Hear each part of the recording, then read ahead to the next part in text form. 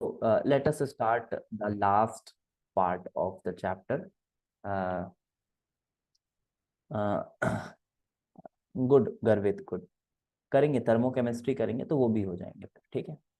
Thermochemistry भी अच्छे से पढ़ेंगे, डिटेल में पढ़ेंगे। सो let us do the last lecture, that is lecture number 12 of thermodynamics. So sir, आपसे चैप्टर पढ़ने में खूब मजा आया। मुझे भी मजा आता है यार, अच्छे बच्चे रहते हैं ना तो पढ़ाने भी काफी मजा आता है। और मैं इधर जिधर रहता हूँ ना, जिस सिटी में, रायपुर में, छत्तीसगढ़, यहाँ ना ढंग के बच्चे नहीं है। यहाँ ना ढंग के बच्चे नहीं है पढ़ाने के लिए, इसीलिए मैं थोड़ा ऑनलाइन में स्विच्ड रहता हूँ। यहाँ बच्चे ही नहीं है, उनको अगर मैं पढ़ा दूंगा ना ऐसा, तो फिर वो ना अगले दिन फिर वो पढ़ने ही नहीं आएंगे। ऐसे बच्चे हैं यहाँ के, फालतू बच्चे, बिल्कुल फालतू। मतलब मोस्ट ऑफ देम आर फालतू। आई एम नॉट सेइंग कि हर बच्चा फालतू है, but most of them are फालतू। तो चलो, चलो रिकॉर्ड भी हो गया क्या यार? रिकॉर्ड नहीं करना था मैं बस। चलो ठीक है, कोई बात नहीं। तो लास्ट लेक्चर हम रिकॉर्ड करते हैं। We will be doing equilibrium constant. Equilibrium constant with equilibrium constant with delta G, इसको रिलेट करें। Equilibrium constant with delta G we will relate. अच्छे से समझना इसको भी। क्या आप लोगों ने ये रिलेशन पढ़ा है? पढ़ा तो जरूर होगा। Delta G is equals to delta G degree plus R T L N Q. पढ़ा है ना? बहुत यूजफुल बोल सकते हैं हम इसको, वेरी यूजफुल बोल सकते हैं ना। आपने देखा होगा बहुत यूज में आता है सर ये तो। इवन आप जब इलेक्ट्रोकेमिस्ट्री पढ़ते हो, इलेक्ट्रोकेमिकल सेल्स पढ़ते हो, तो मोस्टली चीजें नर्स्ट इक्वेशन से होती हैं। और नर्स्ट इक्वेशन कहाँ से जन्म लेता है? वो भी तो यहीं से जन्म लेता है, नर्स्ट इक्वेशन। तो कहीं ना कहीं ये जो इक्वेशन है ये बहुत यूजफुल है, बहुत बार यूज में आता है। इसको देखते हैं आज कि कैसे आता, कहाँ से ये रिलेशन, और क्या इसको हर जगह यूज करना सही भी है या फिर हम ऐसे ही करे जा रहे हैं। सभी चीजों को देखेंगे आज। तो देखो, इसमें एक जो पहला डाउट आता है बच्चों को, ऑल्दो ये ऐसी चीज है जो मैंने पिछले लेक्चर में पढ़ाई, वो मैं बोल सकता हूँ कि वो बहुत रेयर जगहों पे पढ़ा गया होगा अगर आपने पढ़ा होगा। लेकिन ये जो चीज, ये जो डाउट है ना, ये मोस्टली बच्चे समझ जाते हैं, पढ़े हुए रहते हैं, नॉर्मली भी पढ़ाया जाता है, बट स्टिल ये डाउट किसी बच्चों के मन में रहता है। तो वो मैं पहले रेस करता हूँ। तो देखो बेटा, ये क्या है कि आपको कभी ऐसा डाउट आता है ना, delta G is equal to delta G degree, जैसे रिएक्शन है, तो जब आप R T L N Q लिखते हो, तो मानो प्रेशर ऑफ बी है उसका स्क्वायर हो रहा है और प्रेशर ऑफ ए है, कुछ ऐसा है। तो एक पहला डाउट ये आता है ना कि सर देखो, ये एटीएम का स्क्वायर हो गया, इधर एटीएम है, तो ये लॉग के अंदर वाला टर्म जो है, जो लॉग के अंदर वाला टर्म है, ये तो आपका डायमेंशन लेस होना चाहिए। बट यहाँ तो डायमेंशन लेस नहीं है ये, यहाँ तो इसका डायमेंशन आ रहा है कुछ, है ना। तो ये थोड़ा सा डाउट आता है। फिर आप कभी कभी इसमें ऐसा भी यूज कर लेते हो, आर टी एल एन, आप concentration of C into pressure of B upon something something, ऐसा भी लिख लेते हो, है ना। तो फिर यहाँ पर लगता है अरे यार, ये एल एन के अंदर सी पीबी और ये सब प्रेशर भी आ जा रहा है, कॉन्सेंट्रेशन भी आ जा रहा है, तो ये भी ठीक नहीं लगता, एक बार में देखकर थोड़ा सा डाउटफुल तो लगता है। तो ठीक है, जिनको अगर ये चीज पता है इसके पीछे का लॉजिक, अच्छी बात है। बट मुझे एक बार बता दो कि अगर किसी को इस तरह का कंफ्यूजन है तो। हाँ, आपने आयनिक केमिकल पढ़ा है मेरे से, तो केमिकल में मैंने ये चीज समझाया था। बट फिर भी जो केमिकल नहीं पढ़े हैं, उनको ये डाउट आता है। हमने केमिकल इक्विलिब्रियम में डिफाइन किया था ना बेटा, के पी सी, है ना। के पी सी, फिर के पी डिग्री करके कुछ डिफाइन किया था। हाँ, नहीं पता, कोई बात नहीं, समझा रहे हैं। जो भी केमिकल इक्विलिब्रियम हमसे पढ़ रहे हैं, Kp डिग्री, Kc डिग्री, क्या बताया था इसके लिए? Kp डिग्री के लिए क्या बताया था? Pressure of B upon 1 ATM, इस तरह से लिया जाता है। तो ये 1 एटीएम जो है ये न्यूमेरिकली तो कोई डिफरेंस क्रिएट नहीं करता, बट वो उसको डायमेंशन लेस बनाने का काम करता है। तो एक्चुअली यहां पर ना, यहां पर ये जो पीबी अपॉन पीए है, ये एक्चुअली में पीबी अपॉन 1 एटीएम ऐसा कुछ है। और वैसे ही यहां भी पीए अपॉन 1 एटीएम, ये ऐसा कुछ है, ये ऐसा होता है। ठीक है, अभी समझा भी देंगे कि क्यों ऐसा होता है, बट रिजल्ट याद रखना थोड़ा ज्यादा जरूरी। ये रिजल्ट को आप एक्चुअली में यहां पर ऐसा होता है। और केपीसी क्या होता है बेटा? केपीसी, केपीसी मतलब जब कॉन्सेंट्रेशन भी डाल दे रहे हो आप, प्रेशर भी डाल दे रहे हो, कुछ इस तरह से अगर आप अपनी इक्विलिब्रियम कांस्टेंट को डिफाइन करना चाह रहे हो, then that is KPC, that is pressure of C into concentration of B upon, तो ऐसा लिख रहे हो आप। तो एक्चुअली जब आप बेटा प्रेशर ऑफ सी लिख रहे हो, तो you are writing pressure of C upon 1 ATM. Then concentration लिख रहे हो तो concentration of B upon 1 molar, कुछ ऐसा लिखना चाह रहे हो। तो कोई डायमेंशन नहीं बचेगा, this will be dimension less, वो डायमेंशन लेस ही होगा। सो नाउ लेट्स सी कि कैसे ये डिराइव होगा। अच्छा एक बात और मैं बता दूं, हम इसको लिख ऐसा रहे हैं, बट सोच कैसे रहे हैं? सोचना कैसे है सभी बच्चों को? dg बाई dn है ना, इज इक्वल्स टू, तभी कॉन्सेप्चुअल क्लैरिटी बनेगी, dg dn degree plus R T L N Q, कुछ ऐसे। सोचना ऐसे, think like this, right like this. अब देखो आगे लिखते हैं, अब आगे देखते हैं। अब हम इस रिलेशन को डिराइव करते हैं। तो suppose there is a reaction that is a से, सपोज ये बी जा रहा है, मैं सबसे सिंपल रिएक्शन इस तरह से लिख रहा हूँ, ए से बी जा रहा है, चलो स्टोइकियोमेट्री भी लगा दो, 2 लगा लो, ठीक है। ए से 2b जा रहा है, this is pressure of A, this is pressure of B, this is the pressure, ये प्रेशर है, ठीक है। तो अब ये रिएक्शन थोड़ा सा होगा, तो मैंने क्या कहा, P A minus D x, ये इतनी प्रेशर कम हुई, पी ए प्लस 2 dx, अब ये इतना प्रेशर इसका बढ़ा। तो मुझे अगर डीजी बताना है, डीजी पिछली क्लास में बताए थे, DG for the reaction will be, ये कितना बढ़ा, 2 dx, 2 dx into GB minus dx into G A, कुछ इस तरह से। अगर इसकी फ्री एनर्जी की वैल्यू, जिस तरह से एंट्रोपी हमने बताया था, कुछ उस तरह से ही होगा, है ना। सॉरी ये पीबी है, सॉरी माय मिस्टेक, ये पीबी है। जिस तरह से एंट्रोपी के लिए बताया था, कुछ उसी तरह मोलर एंट्रोपी थी वहां पर ये, तो इसी तरह से ये मोलर गिव्स एनर्जी नहीं होगी क्या? फालतू की बात में अपन अटके थे, मोलर फ्री एनर्जी है ये तो यार। वैसे ये भी जो है ये मोलर फ्री एनर्जी है ना, क्योंकि हम उसी तरह से लिख रहे हैं, यूनिट मल्टीप्लाइड बाय मोलर वाला ही कर रहे हैं ना। ये आप देखो, हम ये जो लिख रहे हैं, ये जो हमने लिखा, तो ये मोलर लिखा है ना, ये मोलर है, तभी मोलर इनटू टोटल मोल्स में चेंज। वैसे ही यहां भी मोलर इनटू टोटल मोल्स पे चेंज। अरे यार तो वो तो 1 है ही, ठीक है। तो ये दोनों 1 है, वो मोलर ही लिख रहे हैं। आई होप अभी समझ आ गया होगा, बहुत फालतू सी चीज में हमने अपना 5 मिनट खराब किया।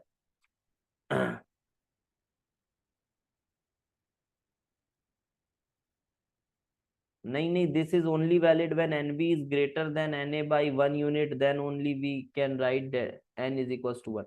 अरे नहीं नहीं, वो एन हमेशा 1 है भाई, ये हमेशा 1 है, ये मोलर ही है ना, ये हमने इस तरह से ही लिखा है, हमने इस तरह से लिखा है, वो मोलर ही है, वो एन हमेशा वो 1 ही रहेगा। ये we are writing this GB and GA for 1 mole and then we are multiplying the change in moles, तब टोटल चेंज आ रहा है, तब टोटल चेंज आ रहा है। हो गया, उसमें ज्यादा दिमाग ना, कुछ है नहीं खास उसमें, आप बस इस पे अब देख लो, ये फोकस करो इस पे। So this is the formula and we say that at equilibrium delta G is equals to 0. We have studied why it is so, and delta G degree is equals to minus RT ln Q, ये कुछ ऐसा आ जाएगा और Q जो है वो K बन जाता है, ठीक है।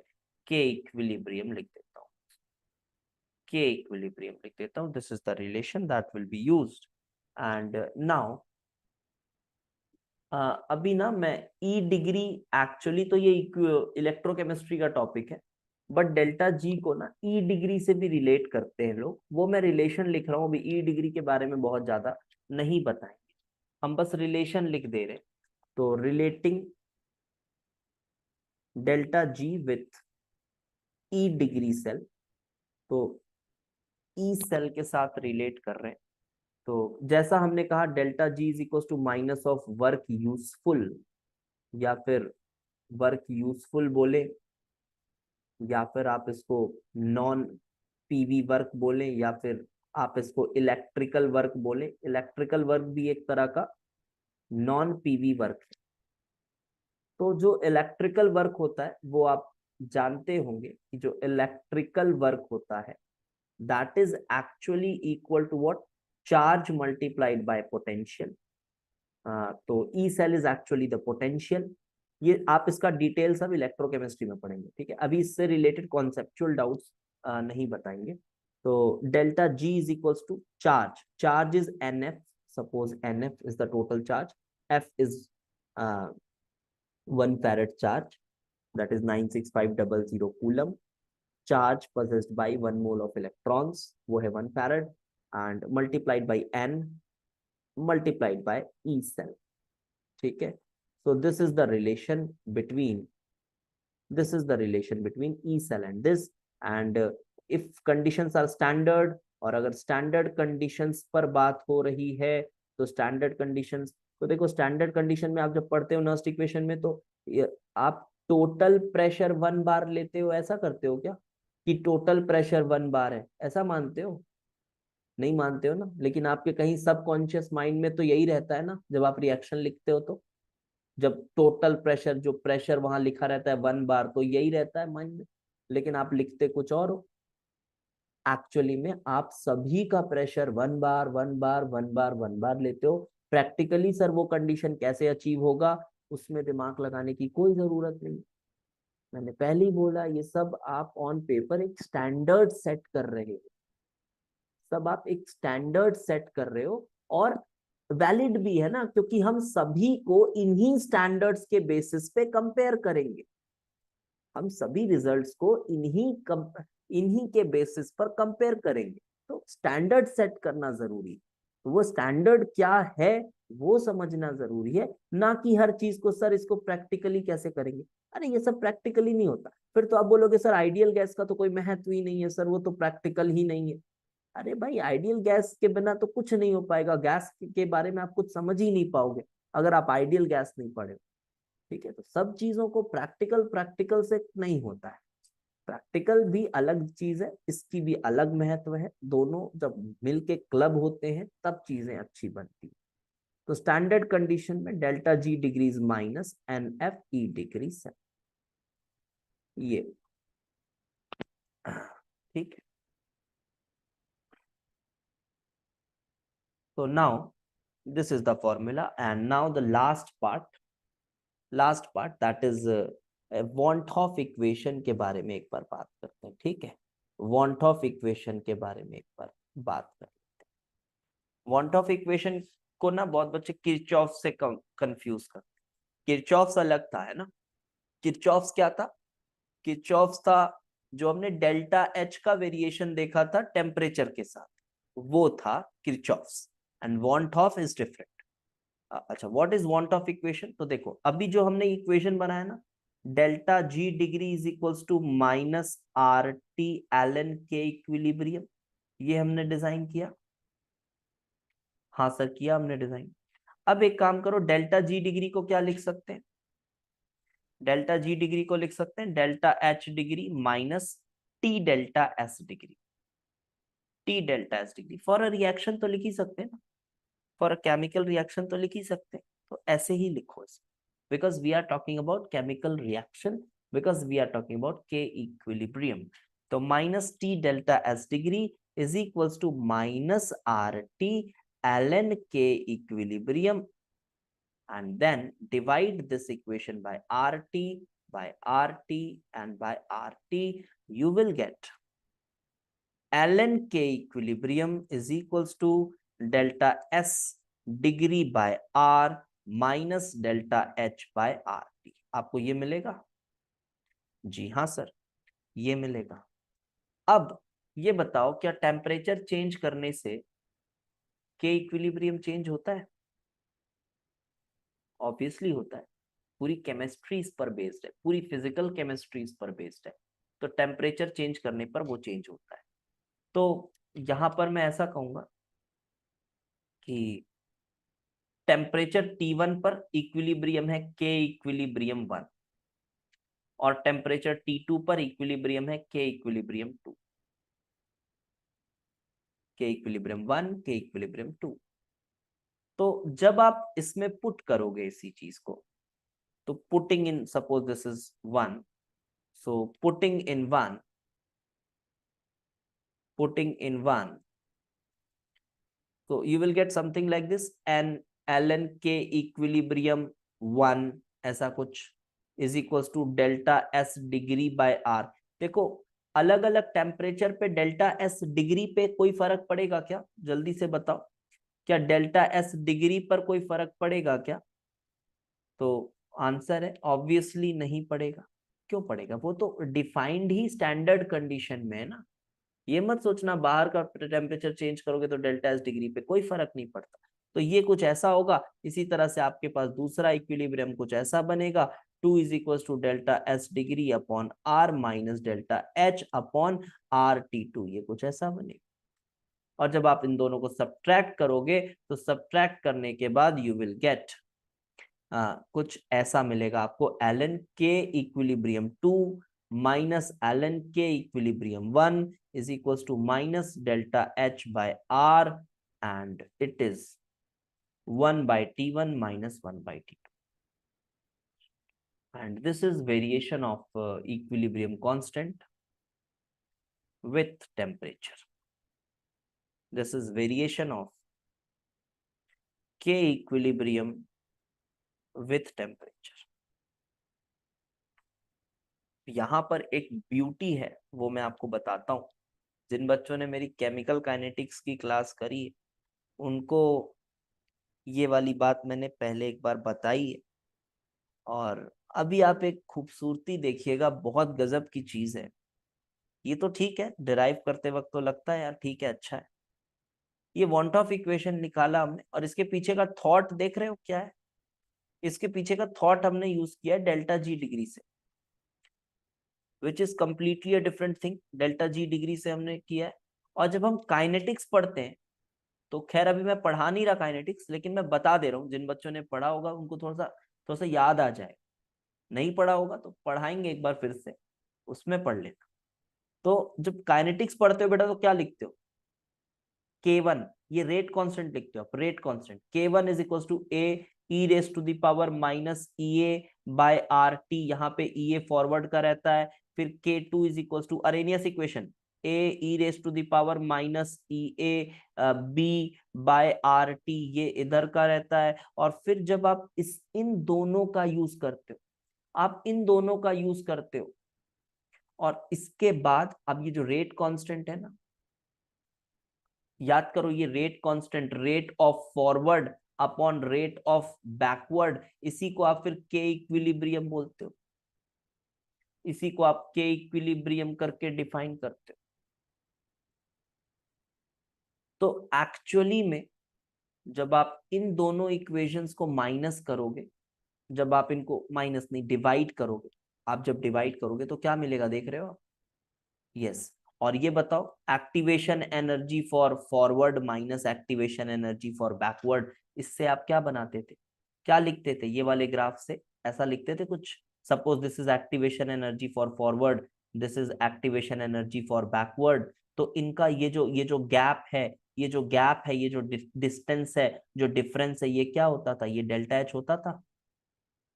लेकिन यहाँ आइडिया बिल्कुल अलग था। यहाँ पे आप आइडिया देखो, ये कोलिजन थ्योरी से आ रही थी ये सब चीजें कहाँ एकदम अलग, एकदम अजूबी सी चीज थी। कोलिजन थ्योरी, कोलिजन फ्रीक्वेंसी, उसके बाद फिर प्रोबेबिलिटी फैक्टर, स्टेरिक फैक्टर, क्या क्या चीजें थी, एकदम अलग सी थॉट थी। उससे ये दोनों चीजें निकल के आ रही थी। और ये ऐसा ही होगा। हाँ, यहाँ पे कांस्टेंट आप ए लिख रहे हो, लेकिन वो कांस्टेंट जो है वो तो फिर माइनस होगा, तो वो फिर कैंसिल हो जाता था। तो यहां से भी जो फाइनली डिराइव होगा वो एल एन K2/K1 ही होगा। और यहाँ ये रेट कांस्टेंट नहीं है, यहाँ पे ये इक्विलिब्रियम कांस्टेंट ही है। ये इक्विलिब्रियम कांस्टेंट है बेटा, क्योंकि जब ये आप डिवाइड कर रहे हो तो K2/K1 हो गया। तो K2/K1 आपका इक्विलिब्रियम कांस्टेंट बन गया। और फिर आपके पास कुछ ऐसा इक्वेशन मिलेगा, ये रूट इक्वेशन, ये कुछ ऐसा रूट इक्वेशन यहां भी मिलेगा आपको। और फिर जब आप उसमें K1 T1 करोगे तो अगेन यहां से भी आप वही रिजल्ट पे पहुंचोगे, यही रिजल्ट पर पहुंचोगे। यस,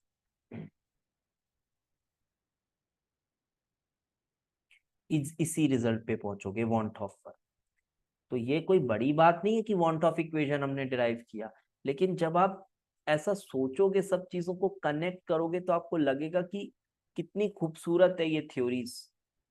काइनेटिक्स में क्या अलग अलग तरीके की बात हो रही थी, फिर वहां से एक थ्योरी बनी है। और यहाँ का रास्ता बिल्कुल अलग है, यहाँ का रास्ता बिल्कुल अलग है, यहाँ का रास्ता बिल्कुल अलग है। लेकिन ये दोनों ही जाकर फाइनली एक ही बात कह रहे हैं, वेरिएशन को एग्जैक्टली सिमिलर तरीके से इनका रिजल्ट समझा पा रहा है of equilibrium constant for any reaction with temperature.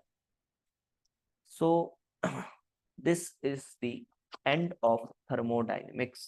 तो ये हमारा थर्मोडायनेमिक्स जो है ये खत्म होता हुआ। सो थर्मोडायनेमिक्स खत्म होता हुआ। आई होप आपको मजा आया होगा थर्मोडायनेमिक्स करने में।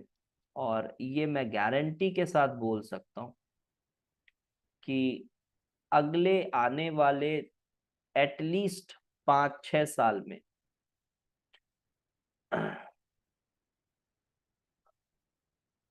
आने वाले 5-6 साल में एटलीस्ट, ज्यादा से ज्यादा और भी हो सकता है, इसके बाहर का जितना हमने पढ़ा है, इसके बाहर का थर्मोडायनेमिक्स में कुछ भी नहीं आएगा।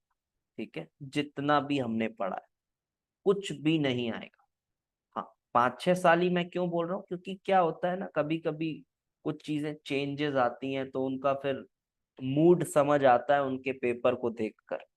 बट अभी जो फिलहाल का जो ट्रेंड है, जो मूड नजर आ रहा है इनका, ये 5-6 साल तक के लिए तो इसमें कोई अपडेट नहीं चाहिए। ऑल्दो आपको 5-6 साल से क्या लेना देना है, बट ठीक है, हमको तो लेना देना है 5-6 साल से। तो चलो बेटा, अब क्या करते हैं, कुछ सवाल देखते हैं। जो प्रीवियस ईयर क्वेश्चंस हैं उनको, उन पर एक नजर डालते हैं।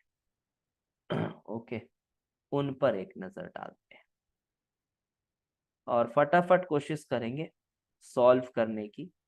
और मतलब एक ओवरव्यू लेंगे कि क्या है। Sir delta H naught why आपने नहीं लिखा। डेल्टा एच, अच्छा, नॉट वाई आपने नहीं लिखा, क्या बोल रहे हो, एक से देख लो क्या नहीं लिखा। डेल्टा एच, अच्छा यहां पर बोल रहे हो डेल्टा एच नॉट क्यों नहीं लिखे, डेल्टा एच नॉट क्यों नहीं लिखे, लिख लो।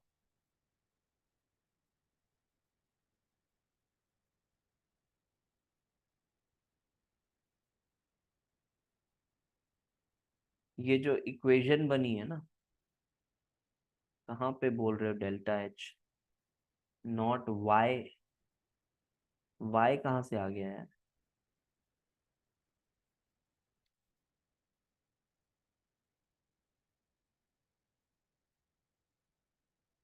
अच्छा ये बोल रहे हो क्या कि यहाँ पे डेल्टा एच नॉट क्यों नहीं है।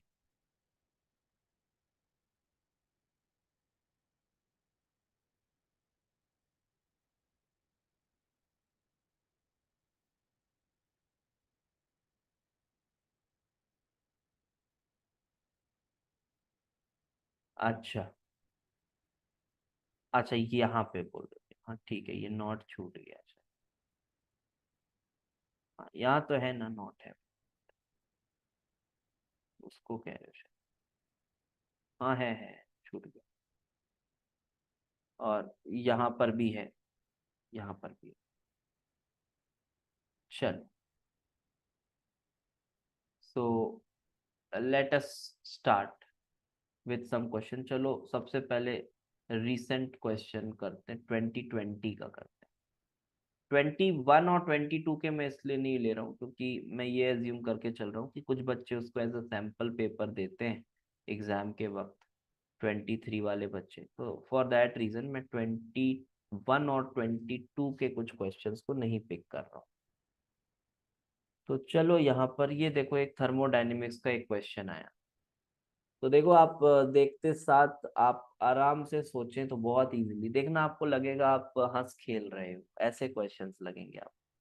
इतना इस लेवल पे सोचने के बाद ना आपको लगेगा आप हंस खेल रहे हो थर्मोडायनेमिक्स के साथ। देखो क्या बोल रहा है, पीवी वर्क है is given by work is equals to this equation दिया हुआ है, and for a system undergoing a particular process the work done is, ऐसा लिख दिया है।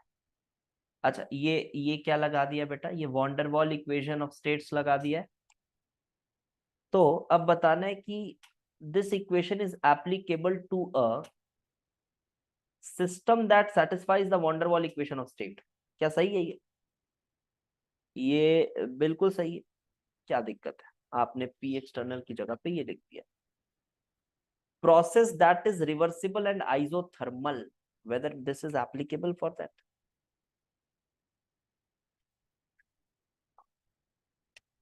क्या आइसोथर्मल के लिए एप्लीकेबल है ये? हाँ है। क्या सिर्फ आइसोथर्मल के लिए एप्लीकेबल? नहीं, कोई कंडीशन थोड़ी नहीं लगी, आपने बस पी एक्सटर्नल की जगह ये लिख दिया है। लेकिन एक बात तो समझ में आती है कि आपने पी वी के बीच में एक रिलेशन लिखा है, पी एक्सटर्नल और वॉल्यूम के बीच में, तो प्रोसेस रिवर्सिबल तो जरूर होगा, इरिवर्सिबल तो नहीं हो सकता। ये बात आपको समझ में आ रही होगी, रिवर्सिबल होगा पक्का, तो ये पक्का रिवर्सिबल है। And therefore reversible and isothermal के लिए होगा, जी बिल्कुल होगा। एंड देन रिवर्सिबल और एडियाबैटिक के लिए होगा, अरे क्यों नहीं होगा, सदाबहार है भाई फॉर्मूलाज, ये तो सदाबहार फॉर्मूला है, उसी को तो आपने किया। तो जब आपने उसको ये लिखा तो बस एक ही कंडीशन आपने लगाई है, reversible. Process is irreversible at constant pressure, नहीं होगा। इरिवर्सिबल है तो ये नहीं होगा। A B C should be the answer. But मुझे एक ऑब्जर्वेशन और यहाँ पे समझ में आ रही है कि क्या किया इन्होंने, देखो इन्होंने ना यहाँ पर n को 1 मान लिया। अभी भी हमको n, हमारा n दिमाग खराब कर रहा था ना, वहां पे होता छोटा सा है, कभी कभी ना दिखता नहीं है बेसिक सी चीज। तो n अगर 1 है तो कोई बच्चा ये क्लेम कर दे कि यार ये वॉल्यूम को इसने कहीं भी मोलर वॉल्यूम तो नहीं लिखा है, अगर ऐसा क्लेम करते तो वॉल्यूम है, और यहां से n को गायब कर दे। बात समझ रहे हो? तो n को गायब कर दिया है, तो सर अब क्या करें? तो फिर ये सवाल उठ सकता है, बट बाय डिफॉल्ट थोड़ा सा समझने की कोशिश करो कि यहाँ पे जो v है, ये तभी आप इसको ऐसा लिख सकते हो, आप उसने n को हटाया है, तो n को हटाया है तो v को v मोलर ही मान लिया होगा, और आप आंसर ए बी सी करके आइएगा अगर इस तरह का कुछ दिखता है तो। ऑल्दो थोड़ा सा क्लियर रहना चाहिए क्वेश्चन, ठीक है, थोड़ा सा अधूरा है, थोड़ा और क्लैरिटी रहती तो अच्छा है। ठीक है, बट जितना जरूरत है उतना तो है। अच्छा ये 2017 के कुछ क्वेश्चंस देखते हैं क्या। 2017 में ना थर्मोडायनेमिक्स की बहार थी, बहुत क्वेश्चंस दिखे थे 2017 में थर्मोडायनेमिक्स के पेपर से। सो यहाँ पर देखते हैं कुछ क्वेश्चन हमको मिलता है तो। ये 2017, ये लिक्विड सॉल्यूशन हो गया। अच्छा ये मिला क्या, yes. So let's have a look at these statements. Statement based questions वैसे भी थोड़े अच्छे होते हैं, कॉन्सेप्चुअल होते हैं। आपको थर्मोडायनेमिक्स से बहुत बड़े बड़े न्यूमेरिकल नहीं मिलते, इस बात को आप समझ लो। ठीक है, तो वो फिजिक्स वाली थर्मोडायनेमिक्स अलग है, जहाँ इंटीग्रेट करते रहते हो, ये इक्वेशन लगाओ वो इक्वेशन लगाओ, वो सब नहीं मिलता यहाँ। ज्यादातर चीजें कॉन्सेप्चुअल होती हैं, इसलिए उसी ढंग से चैप्टर को पढ़ाया है आपको कि आपको सब चीजों का बारीकी पता हो। यहाँ तक वो डेल्टा जी का D G by D N, एक एक एन को पकड़ के चले हैं हम, कि यहाँ क्यों नहीं गायब हुआ, यहाँ क्यों गायब हुआ, एक एक चीज को तो आप अच्छे से क्लैरिटी बनाए, मजा आएगा आपको। देखिए, gas is expanded from this to this, यहाँ से यहाँ एक्सपैंड हुआ, डिफरेंट कंडीशंस। अच्छा, अब स्टेटमेंट्स पूछ रहा है। Work done is maximum when it is compressed irreversibly, ये देखो डायरेक्ट वही बात पूछ लिया। This to this against constant external pressure T1। अब देखो, जब वर्क डन बोल रहा है ना, साइन को मत कंसिडर करो, मैं बता रहा हूँ ये बात, ठीक है। साइन को कंसिडर मत करो, वर्क जब भी वो पूछता है ना, तो वर्क डन बोल रहा है तो कंसिडर द मैग्नीट्यूड, है ना। वेदर वहां लिखा हो ना लिखा हो, consider the magnitude, that should be the right approach. तो माइनस प्लस को मत देखो। तो क्या इरिवर्सिबल कंप्रेशन में वर्क डन मैक्सिमम होता है? याद आ रही है बात, कंप्रेशन के वक्त वर्क डन मैक्सिमम तो इरिवर्सिबल प्रोसेस में ही होता है, इरिवर्सिबल प्रोसेस में ही होता है। And hence the correct answer is ए। यहाँ तो ये करेक्ट है। If the expansion is carried out freely, ये देखो सब कुछ ये सब अपने कॉपी में लिखा हुआ है। फ्री एक्सपेंशन में ये बात लिखाए थे ना कि आइसोथर्मल और एडियाबैटिक दोनों सेम होती है, अलग से लिखाए थे टॉपिक फ्री एक्सपेंशन। एडियाबैटिक और आइसोथर्मल सेम होती है, तो देखो ये भी सही है, ये भी सही है। And then work done by the gas is less when it is expanded reversibly under adiabatic conditions as well expanded V1 V2 under isothermal.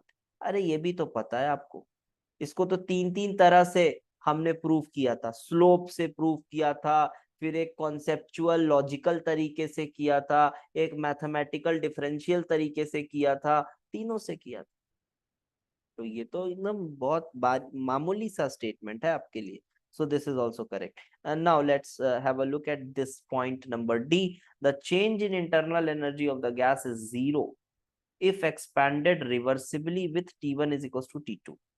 अच्छा, change in internal energy for a energy of the gas is zero if expanded reversibly with T1 is equals to T2, and positive if it is reversibly under adiabatic conditions.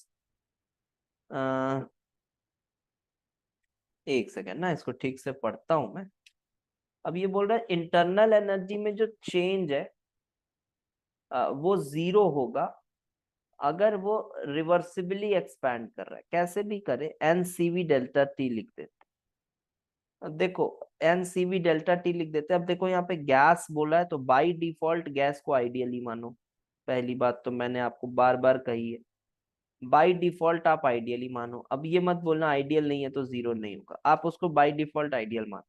और ये zero है तो क्या ये zero है? हाँ जी बिल्कुल, T1 T2 बराबर है, तो डेल्टा टी ये तो जीरो ही है। एंड पॉजिटिव होगा if it is expanded reversibly under adiabatic conditions. तो डेल्टा यू इज एक्चुअली बेटा वर्क डन, रिमेंबर, है ना। It is actually equal to work done, and since it is expanding for adiabatic process I am talking about, since it is expanding, work done will be negative, और अगर work done negative है तो delta you भी negative. तो delta you को यहाँ पे बोल रहा है ये पॉजिटिव है, तो ये स्टेटमेंट पार्शियली करेक्ट है।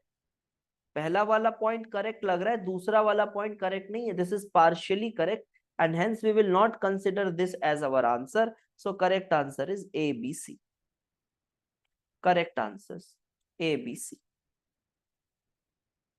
ए बी सी दिया होगा, ठीक है। तो देख सकते हैं स्टेटमेंट्स जो है वो नॉर्मली है, कोई बहुत टफ नहीं है। चलो कुछ अगला पेपर देखता हूँ, कुछ और है। हाँ, ये 2018 का एक क्वेश्चन उठाते हैं। सर ये फिजिक्स में होता तो डी करेक्ट होता, फिजिक्स में होता तो डी करेक्ट होता, ये भी बात ठीक बोल रहा है लड़का। वहां करेक्ट होता क्या? हो जाता, करेक्ट हो जाता फिर।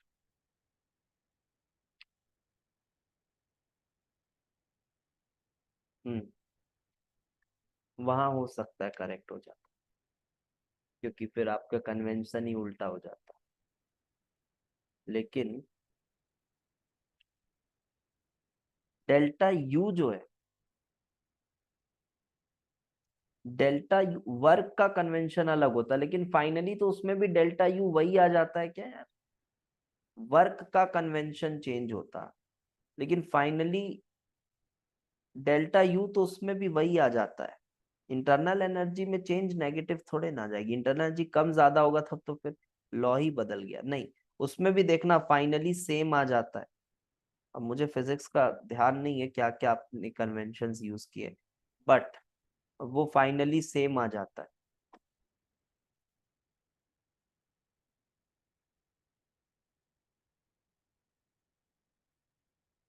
चलो अब यहाँ पे देखते हैं। अब यहाँ पर क्या कह रहा है, reversible cyclic process for an ideal gas is shown here, PVT are the pressures, volume, temperature respectively, the thermodynamic parameters for this are respectively. So thermodynamic parameters को ये पूछ रहा है। अच्छा तो बढ़िया है ये क्वेश्चन, ये क्वेश्चन बढ़िया है। तो इसमें ना मेरे को लगता है पूरा फर्स्ट लॉ रिवाइज हो जाएगा इस क्वेश्चन के थ्रू, ऐसा लग रहा है देखकर। चलो देखते हैं ना, let's find out. Q A C is equals to delta U B C. तो पहले ए सी को देखा जाए तो प्रोसेस कौन सा है, ये आइसोकोरिक प्रोसेस। आइसोकोरिक प्रोसेस है तो वर्क तो जीरो है, वर्क जीरो है तो delta U is equals to Q plus zero, तो delta U is equals to Q. तो delta U is equals to Q, but ये अलग डेल्टा यू कह रहा है ना, ये कह रहा है delta U B C, delta U B C and delta U, तो Q A C is same as delta U A C, ये तो समझ में आता है। And they are talking about delta U B C, तो डेल्टा यू बी सी हो या फिर डेल्टा यू ए सी हो तो सेम ही होगा, है ना?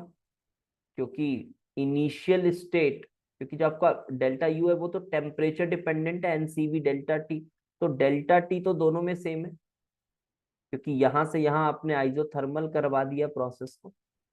तो क्या ये पॉइंट सही है? हाँ बिल्कुल सही है, लेकिन पूरा ऑप्शन सही है ये तो नहीं बोल सकता मैं अभी, ये वाला पॉइंट सही। Then work A B is equals to P two, work A B, थोड़ा सा मैं धीरे धीरे देख रहा हूँ यार इसको, है ना, गलती ना हो कुछ।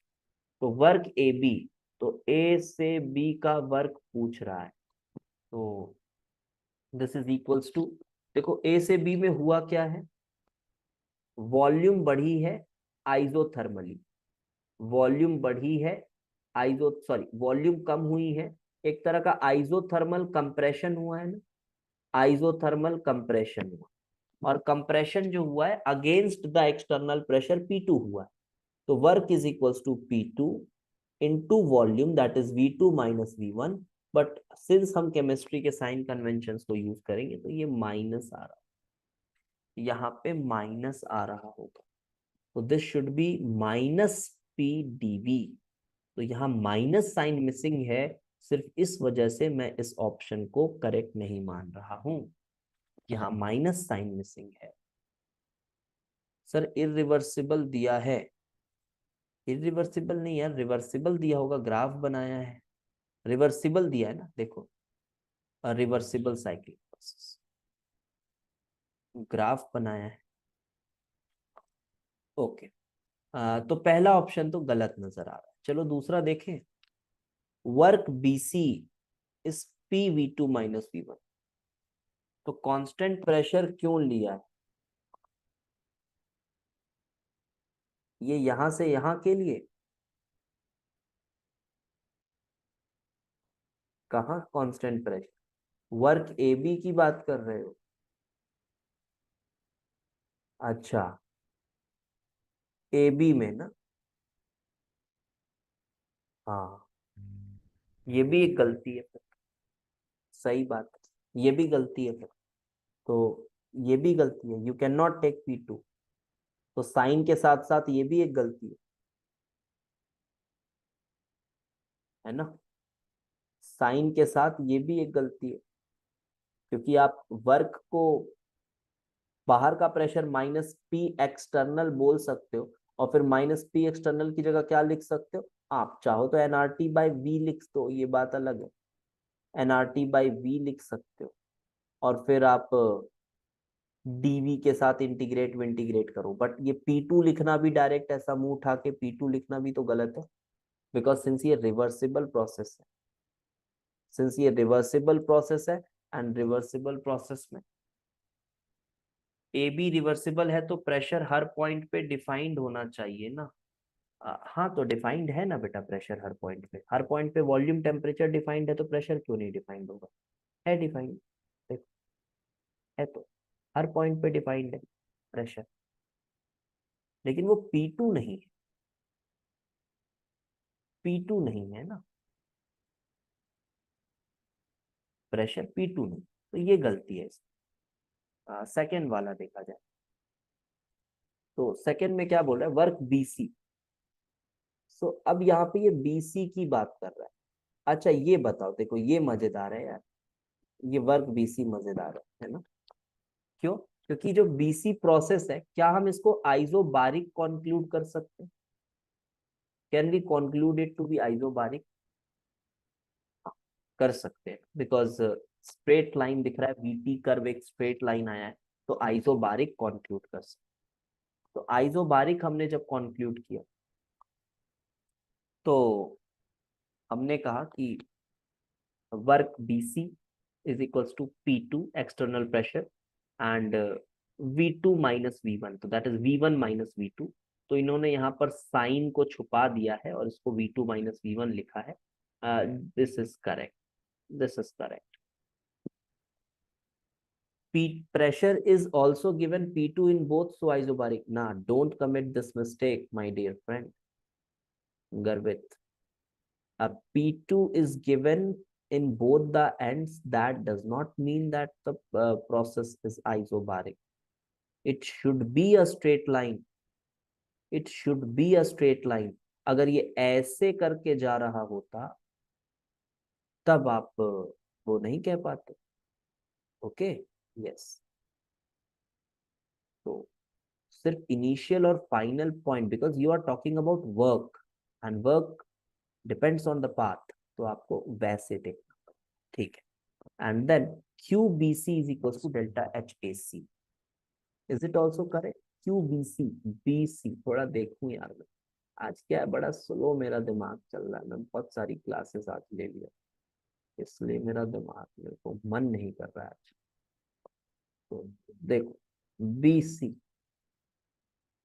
तो QBC और डेल्टा HAC की बात करूं, डेल्टा HAC, तो ठीक ही है यार, ये भी है ना, ये भी ठीक है, बिकॉज QBC जब मैं बात कर रहा हूं, तो प्रेशर कांस्टेंट है, प्रेशर कांस्टेंट है, तो QBC is actually delta HBC,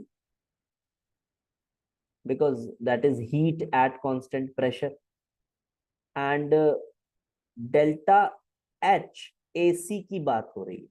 तो AC और BC में ये दोनों ही फॉर्मूलेज में NCP डेल्टा T आता है, तो डेल्टा T दोनों में सेम ही तो है, T2 T1 T2 T1, तो ये भी सही है। तो चलो फाइनली एक आंसर मिला B, तो फाइनली एक आंसर मिला B।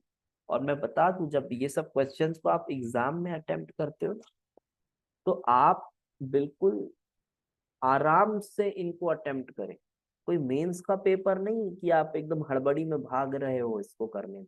अरे 4 मिनट में करना है, हर क्वेश्चन को 2 मिनट में करना है, ये सब नहीं करना है फालतू का, पक्का गड़बड़ हो जाएगा कुछ ना कुछ। देख रहे हो मैं भी कितने धीरे धीरे कर रहा हूँ आपके सामने कि हाँ यार आराम आराम से एक एक चीज को देख के, एक एक माइनस साइन प्लस साइन कहाँ P2 है, बार बार उस ग्राफ को देखकर ऐसे करा करो अप्रोच।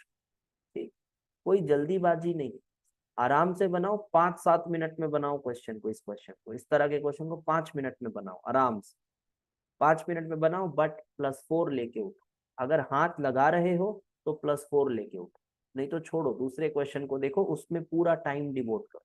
ऐसा पार्शियली टाइम डिवोट नहीं करना हो, आराम से पूरा टाइम डिवोट करें और मार्क्स लेके उठें अगर आपने उसमें हाथ लगाया है, नहीं तो हाथ ही मत लगाओ, छोड़ दो। देन यहां पर देखा जाए तो ΔHCA, तो ΔHCA एंड ΔUCA, तो ΔUCA को बड़ा बोला जा रहा है। अब देखो यहाँ पे मैग्नीट्यूड वगैरह बोला नहीं है तो, और मॉड वर्ड लगाया नहीं है, तो मैं साइन को ही मान लेता हूँ, कंसिडर करता हूँ, है ना, साइन ही कंसिडर, साइन के साथ कंसिडर करता हूँ क्योंकि इन्होंने मॉड नहीं लगाया।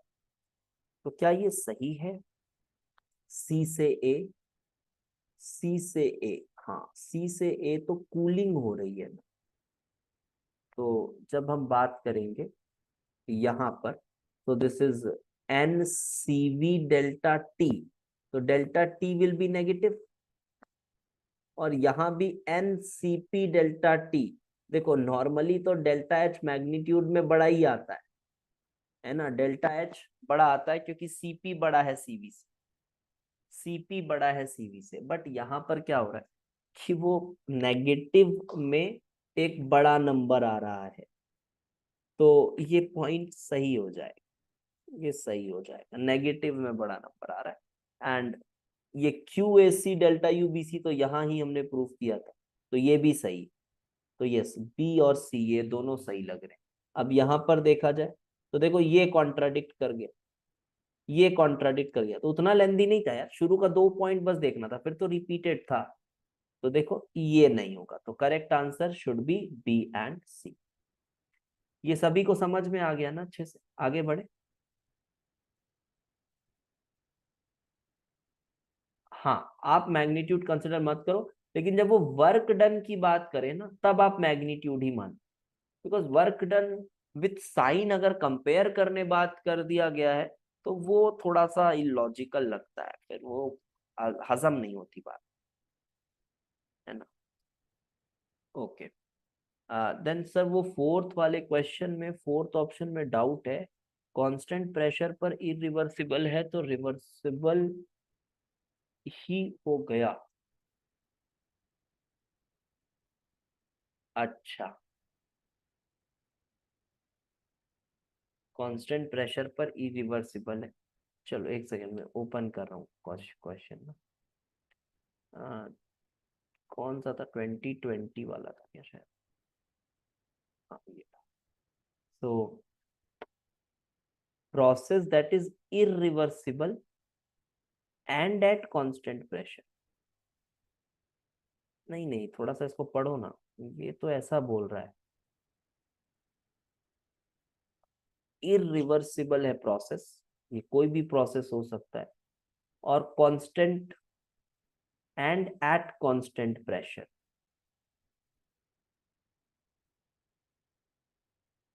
हाँ मतलब अब ये इरिवर्सिबल को देखकर ही यहाँ पे तो लग रहा है ये गलत ही है। अब आपका कहना ये है शायद कि सर ये आइसोबारिक प्रोसेस, क्या आप ऐसा ही सोच रहे हो, बताना ये सर आइसोबारिक प्रोसेस, और ये आइसोबारिक प्रोसेस है तो उसमें सर आपने, और ये बात आपको आपने पढ़ाते समय भी पूछा था मेरे से, मैंने बोला था आइसोबारिक के लिए ना तो रिवर्सिबल बोलना है ना तो इरिवर्सिबल बोलना है, हम उसको आइसोबारिक प्रोसेस बोल के पढ़ लेते हैं, है ना, हम उसको आइसोबारिक प्रोसेस बोलकर पढ़ लेते हैं। तो एट कांस्टेंट प्रेशर और इरिवर्सिबल, मुझे लग रहा है ये कांस्टेंट प्रेशर क्या बोल रहा है बताओ, मुझे ऐसा लग रहा है कि ये बाहर के प्रेशर की बात, अब उसका इरिवर्सिबल लिखने का मोटिव ना ये नजर आता है, ये तो आइसोबारिक को रिवर्सिबल इरिवर्सिबल पूछेगा ही, ऐसे नहीं बोलते, वो बोलते ही नहीं है उसको कुछ। तो ये जहां तक मुझे क्या लग रहा है, यही है।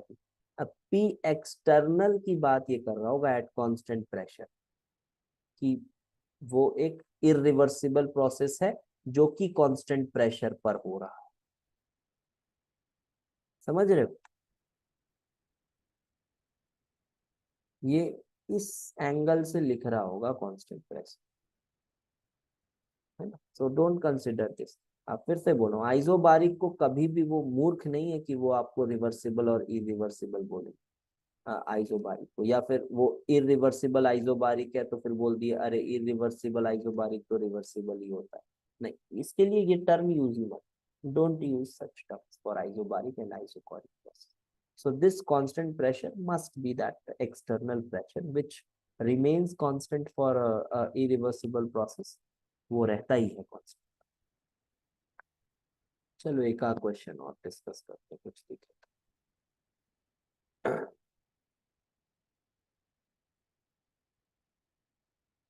ये 2017 का ये भी दिख रहा है कुछ ना। अरे ये तो फिजिक्स है, फिजिक्स का paper।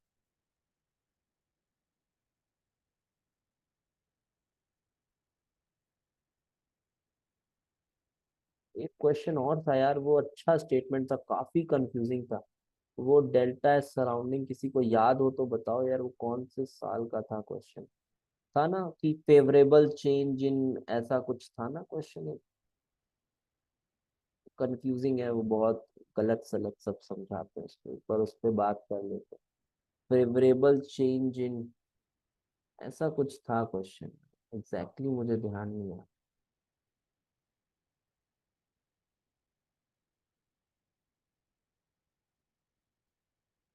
वो स्टेटमेंट्स मिल, हाँ हाँ ये आया, नहीं एक्टिवेशन एनर्जी, हाँ ये आया, ये मिला, ये मिला 2017 का। ये स्टेटमेंट्स इस तरह के ना, इसको पढ़ के ना आपका एक बार के लिए तो आपका दिमाग खराब हो जाए। और ये नीचे वाला क्वेश्चन भी काफी अच्छा था, 28 वाला, ये भी काफी अच्छा था। ये हमने उसमें एक्टिवेशन एनर्जी और ये उसमें हमने डिस्कस किया था अच्छे से, जब हमने कोलिजन थ्योरी पढ़ा था। ये देखो ऊपर वाला जो स्टेटमेंट है, इसको पढ़ते हैं ये थोड़ा कंफ्यूजिंग होता है, मैं पढ़ता हूँ आपके साथ, ठीक है। देखो क्या बोलना चाह रहा है, with increase in temperature the value of K for exothermic reaction decreases because entropy of the system change is positive. अब यहाँ पे फिर से मैं बोल रहा हूँ, कुछ फीलिंग नहीं लेनी है। आप मैथमेटिकली आपके पास कुछ इक्वेशंस हैं, उसको डालिए और समझिए, ठीक है। तो चलो देखो क्या बोला है, with increase in temperature value of K for exothermic reaction decreases. पहले बस ये स्टेटमेंट बताओ, क्या ये स्टेटमेंट सही है? इंक्रीज इन टेम्परेचर के फॉर एक्सोथर्मिक डिक्रीजेस, ये सही है? हाँ, ये तो बिल्कुल ली चैटले प्रिंसिपल में पढ़ते हो, ये तो सही है। अब उसके बारे में कुछ बता रहा है, उसके बारे में कुछ बता रहा है, because entropy change of the system is positive, because entropy change of the system is positive.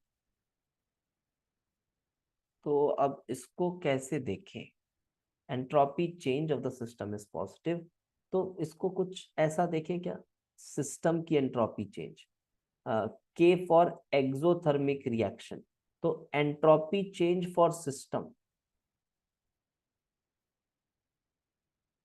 is positive,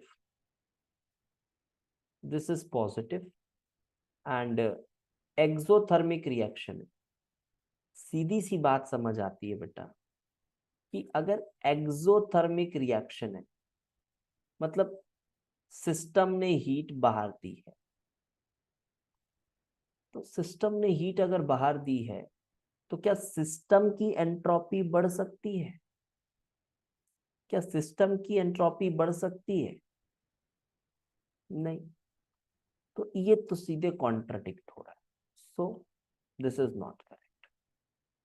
पहला स्टेटमेंट उतना टफ नहीं था, this was a simple one, but जब यहां पर हम बात करें ना, तब ये अजीब सा लगता है। With increase in temperature the value of K for endothermic reaction increases, क्या ये सही है? हाँ, ऊपर वाला लाइन तो सही है, because unfavourable change in entropy. Now let me let me tell you what is unfavorable change in entropy. Is it positive or negative? Unfavorable change in entropy क्या होता है, पॉजिटिव की नेगेटिव, क्या होता है? Unfavourable change in entropy generally हम negative को कहते हैं, है ना, नेगेटिव को कहते हैं, because entropy is changing, it is getting positive, हम ऐसा बोलते हैं, लॉ भी है हमारा। तो अनफेवरेबल चेंज इन एंट्रोपी मतलब negative of the surrounding decreases, इसका क्या मतलब हुआ? अनफेवरेबल चेंज मतलब जो नेगेटिव एंट्रोपी है वो कम हो रही है, मतलब नेगेटिव में कम हो रही है, कुछ ऐसे ही बात हुआ ना, नेगेटिव में कम हो रही है। अच्छा, ऐसी तोड़ तोड़ के आराम से पढ़ा करो, नेगेटिव में कम हो रही है। तो अगर मैं बोलूं बेटा कि डेल्टा एस सराउंडिंग, क्या फॉर्मूला बताया है हमने, minus Q system by T, हमेशा एप्लीकेबल, सदाबहार। जी हाँ, तो minus Q system by T जब मैं लिखता हूं तो माइनस क्यू सिस्टम को माइनस डेल्टा एच सिस्टम भी तो बोल सकता हूँ, रिएक्शन हो रहा है तो हीट और डेल्टा एच सेम है, हीट और डेल्टा एच सेम है। सो यहां पर मैं ये कहूंगा कि अब देखो देखो फिर से एक बार पढ़ो फिर दिमाग से निकल जाता है यार, ऐसा इंक्रीज डिक्रीज लिखा हुआ है। तो देखो इंक्रीज इन टेम्परेचर, अगर मैं टेम्परेचर को बढ़ाऊंगा तो क्या डेल्टा एस लेस नेगेटिव होने लगेगा? सीधी बात अगर करूं तो यही पूछ रहा है वो, डेल्टा एस लेस नेगेटिव होने लगेगा? हाँ होने लगेगा, दिख रहा है यहीं से, तो ये करेक्ट लगता है। और फिर यहां पर because the entropy change of the system is negative, देखो एंडोथर्मिक का entropy change of system negative तो नहीं होगा, नहीं डेल्टा एच भी तो चेंज होगा, ना हम यहाँ पे फिर वही बोल रहा हूँ मैं, बाय डिफॉल्ट आप, क्योंकि अगर वो चेंज होगा तो वो पॉजिटिव करेगा नेगेटिव करेगा आपको पता नहीं है ना, फिर वही आ जाएगा, फिर इंफॉर्मेशन, फिर आपके पास लैक ऑफ इंफॉर्मेशन हो गई ना क्वेश्चन को, फिर आपने क्वेश्चन को फिर इंफॉर्मेशन ही नहीं बची क्वेश्चन, तो वो लैक ऑफ इंफॉर्मेशन बना दिया आपने। कभी भी आईआईटी जेईई एडवांस के क्वेश्चन को आप लैक ऑफ इंफॉर्मेशन जैसा घोषित ना करें, क्योंकि फिर वहां पे डेल्टा एच का फंक्शन चाहिए आपको टेम्परेचर के साथ, which is not given. So by default it is consider that delta H is is not changing with temperature, तो आप उसको मत लिखो।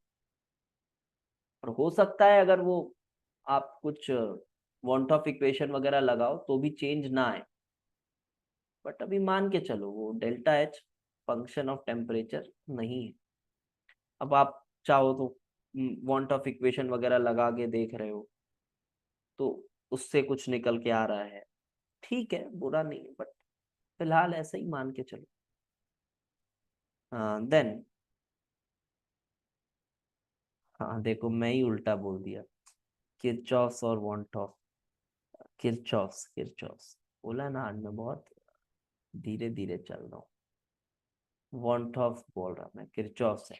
हाँ तो देखो बेटा लास्ट स्टेटमेंट क्या बोल रहा है, विथ इंक्रीज इन टेम्परेचर के फॉर एक्सोथर्मिक डिक्रीजेस, चलो ये तो सही है, but favourable change in entropy of the surrounding decreases, अब ये भी समझ गए आप, फेवरेबल चेंज मतलब पॉजिटिव डिक्रीज हो रही है, मतलब it is becoming less positive, it is becoming less positive, ये बोला जा रहा है ना, तो लेस पॉजिटिव होगा, जी हाँ हो जाएगा, क्योंकि डेल्टा एच नेगेटिव है और टी बढ़ेगा तो ये पॉजिटिव है, ये पॉजिटिव है, तो ये लेस पॉजिटिव होगा। तो ये थोड़ा कंफ्यूज कर सकता है बच्चों को, जब एक बार में वो देखे ना एग्जाम में, तो ये चीज एग्जाम में क्लिक करनी ना बड़ी बात है, ये एग्जाम में क्लिक कर जाए और आप स्मूथली बना लें तो अच्छी बात है। तो correct answer should be B and D. ठीक है, चलो ठीक है, कल से स्टार्ट करते हैं हम thermochemistry, thermochemistry we will be starting by tomorrow. And आपको जो मैंने क्वेश्चन दिया अगर उसमें आपको डाउट होता है तो किसी दिन एक में डाउट डिस्कशन कर लेंगे, उन जो भी क्वेश्चन है उसमें जो भी डाउट है आप लोग बताएंगे तो उसको हम डिस्कस कर लेंगे। Sir delta G is equal to delta G degree equilibrium को छोड़कर कहीं और इक्वल नहीं होता है। नहीं, डेल्टा जी और डेल्टा जी डिग्री इक्विलिब्रियम पर इक्वल कहाँ होता है? नहीं, इक्विलिब्रियम पर इक्वल ही कहाँ होता है?